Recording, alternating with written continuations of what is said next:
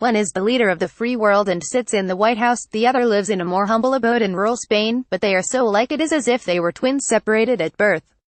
Dolores Lays Antelo gave an interview to her local newspaper last week about her life, and the image of her holding a hoe at her farm in La Coruña was shared around the world.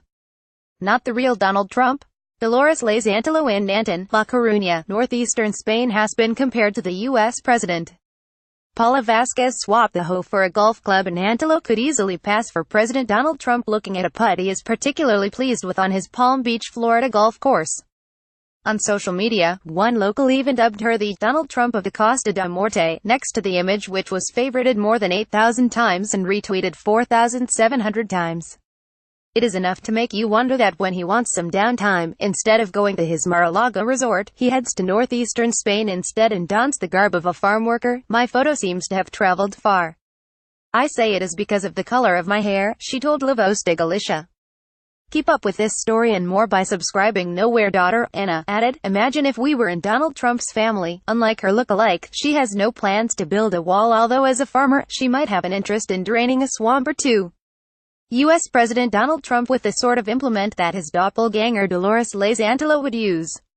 He is pictured with First Lady Melania Trump, French President Emmanuel Macron and his wife Brigitte at the White House in Washington, U.S., April 23, 2018. Reuters. Joshua Roberts hailing from Corustanco, Dolores has spent her whole life in Cabana de Bergantinos with her husband of 40 years. She has never been interested in the digital world and does not even own a mobile phone. I have never been curious to have one, but I do look at what my daughters show me.